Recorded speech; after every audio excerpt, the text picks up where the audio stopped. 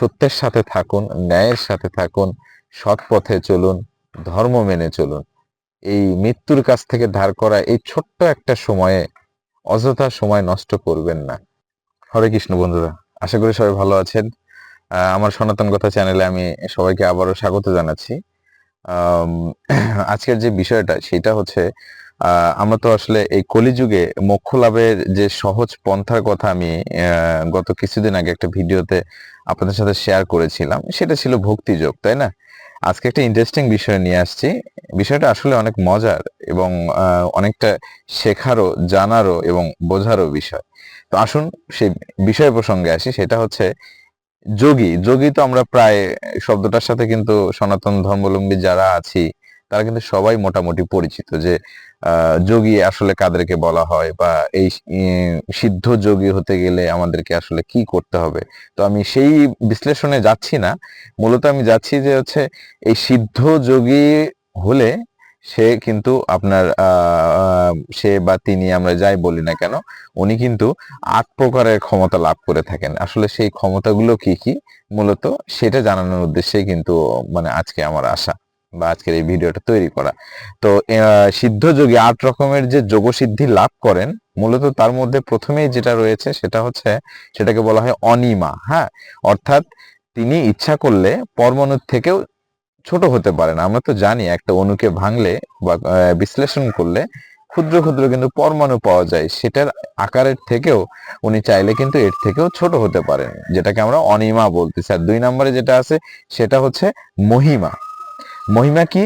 যে চাইলে উনি উনি ইচ্ছা করলে পর্বতের থেকেও কিন্তু বড় হতে পারেন। মানে পর্বতের যে উনি চাইলে কিন্তু পর্বতের থেকেও বড় হতে পারেন। তো পর্বতের যে আকার আছে তার থেকেও কিন্তু উনি বিশাল হওয়ার ক্ষমতা কিন্তু রাখবেন। তারপরে হচ্ছে ৩ নম্বরে যেটা আছে সেটা হচ্ছে লঘিমা। হ্যাঁ, লঘিমা হচ্ছে কি, আমরা তো জানি যে আসলে অনেক সময় দেখি যে কোনো বেলুনে যদি বাতাস ভরে বেলুনটা ছেড়ে দেওয়া হয়, তো যদি তার মধ্যে হাইড্রোজেন গ্যাস থাকে সেটা কিন্তু আকাশে উড়ে যায়। আমরা যে বাজারে যে বেলুনগুলো কিনতে পাই। আর কিছু কিছু বেলুনে যেগুলো মুখে বাতাস দেয় সেগুলো তো আসলে ওভাবে ওড়ে না। তো দেখেন, বায়ুর চেয়ে যে জিনিসটা হালকা সেটা কিন্তু বায়ুর উপরে স্থান পায়, অর্থাৎ বায়ুর উপরে উঠতে পারে। তো এই যে লঘিমা যে বিষয়টা, সেটা হচ্ছে কি, বায়ুর থেকেও হালকা হওয়ার কিন্তু ক্ষমতা লাভ করা। একজন সিদ্ধ যোগী চাইলে উনি বায়ুর থেকেও কিন্তু হালকা হতে পারেন। তার মানে উনি বাতাসে ভেসে কিন্তু থাকতে পারেন। একটা ইন্টারেস্টিং জিনিস। তারপরে ৪ নম্বরে যে বিষয়টা আছে সেটা হচ্ছে গরিমা। গরিমা অর্থ ঠিক হচ্ছে লঘিমার আপনার বিপরীত। গরিমা শব্দের অর্থ হচ্ছে কি ভারী। অর্থাৎ উনি চাইলে অত্যন্ত ভারী হতে পারবেন। যেকোনো বস্তুর তুলনায় উনি কিন্তু অধিক ভারী সম্পন্ন হতে পারবেন। আর ৫ নম্বরে যেটা আছে সেটা আছে হচ্ছে আপনার প্রাপ্তি। অর্থাৎ উনি চাইলে যেকোনো জড় বস্তু উনি কিন্তু প্রাপ্ত করার ক্ষমতা কিন্তু রপ্ত করতে পারেন। এমনকি বলা আছে যে উনি চাইলে একটা গ্রহ সৃষ্টি করতে পারবেন। চিন্তা করছেন ওনার মানে আসলে ক্ষমতাটা কোথায় বা কতদূর ক্ষমতা দেয়া হয়েছে। তো এই প্রাপ্তির পরে ৬ নম্বরে যেটা আছে সেটা হচ্ছে বশিতা। বশিতা হচ্ছে কি, আহ বশীকরণ, আমরা যে শব্দটার সাথে পরিচিত, অর্থাৎ খুব সহজেই অন্যকে বশ করা যায় বা অন্যকে নিয়ন্ত্রণ করা যায়, ঠিক এই ক্ষমতাটা ওনার মধ্যেও আসে। উনি চাইলেই ভগবানের মতো অন্যকেও কিন্তু বশ করতে পারেন বা অন্যকে নিয়ন্ত্রণের মধ্যে রাখতে পারেন। এই ক্ষমতাটা ওনার মধ্যে আসে। আর ৭ নম্বরে যেটা আছে সেটা প্রাকাম্য বলা হয়।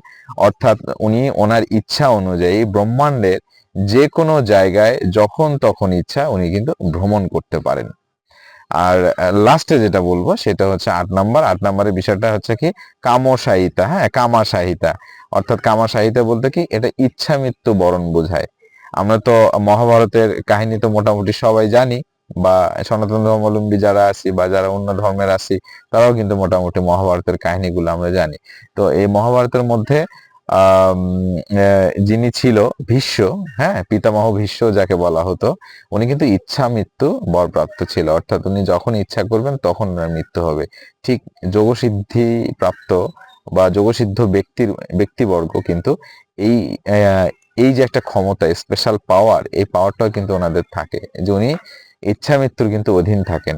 আর উনি মানে যে ইচ্ছাটা করবেন যে উনি পুনর্জন্ম হিসেবে কখন কোথায় মানে কোন স্থানে উনি জন্মাবেন সেটাও কিন্তু উনি নিয়ন্ত্রণ করতে পারেন। তার মানে আপনি একটা জিনিস চিন্তা করেন, এই যে ৮টা কথা বললাম, যে ৮টার মধ্যে কি অনিমা, মহিমা, লঘিমা, তারপর গরিমা, প্রাপ্তি, বশিতা, প্রাকাম্য, আর হচ্ছে কামাবসায়িতা। হ্যাঁ, এই যে ৮টা জিনিস, এই ৮টা জিনিস কিন্তু যোগ সিদ্ধ যারা প্রাপ্ত হন এনাদের কিন্তু লাভ হয়।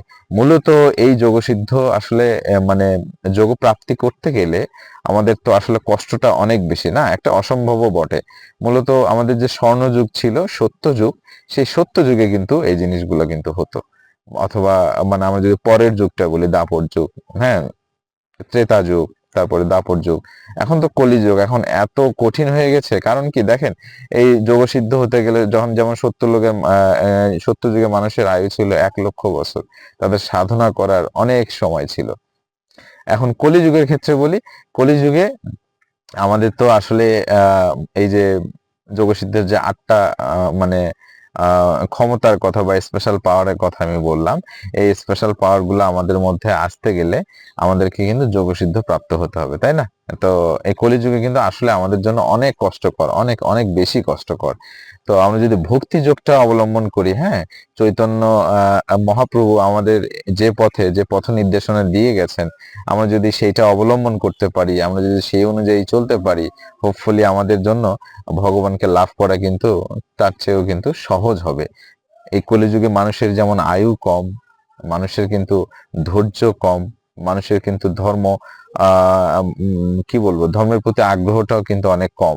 কিন্তু যার আছে, তারপরে দেখা যায় আশেপাশের লোকজন তার আগ্রহটাকে কিন্তু আবার কমিয়ে দেয় বা কমিয়ে ফেলে, যা কিন্তু মোটেও ঠিক না। তো আমরা আসুন সবাই, আমাদের আমাদের সনাতন ধর্মাবলম্বী যারা আছি, আমি সবাইকেই বিশেষভাবে করজোড়ে আপনাদের চরণে চরণে নিবেদন জানাচ্ছি। চৈতন্য মহাপ্রভু আমাদের যে পথ নির্দেশনা দিয়ে গেছেন, আমরা শ্রী শ্রী চৈতন্য চরিতামৃত মানে মাঝে মধ্যে স্টাডি করব, তাহলে এই নির্দেশনাগুলো পাবো, আমরা যেন সেগুলো অনুসরণ করতে পারি, সেগুলো যেন মেনে চলতে পারি। আমাদের এই পৃথিবীতে জন্মবার যে কাঙ্ক্ষিত উদ্দেশ্য, কাঙ্ক্ষিত লক্ষ্য, সেটা যেন সফল করতে পারি। আপনাদের কাছে এই নিবেদন রেখে আর সবাইকে আমি বিশেষভাবে আরেকটা জিনিস অনুরোধ করছি, যদি আমার ভিডিওগুলো ভালো লাগে, আপনাদের মনে সামান্যতম যদি আমি জায়গা করে নিতে পারি নতুন নতুন তথ্যের মাধ্যমে, তাহলে অবশ্যই সাবস্ক্রাইব করে আমার সঙ্গে থাকবেন।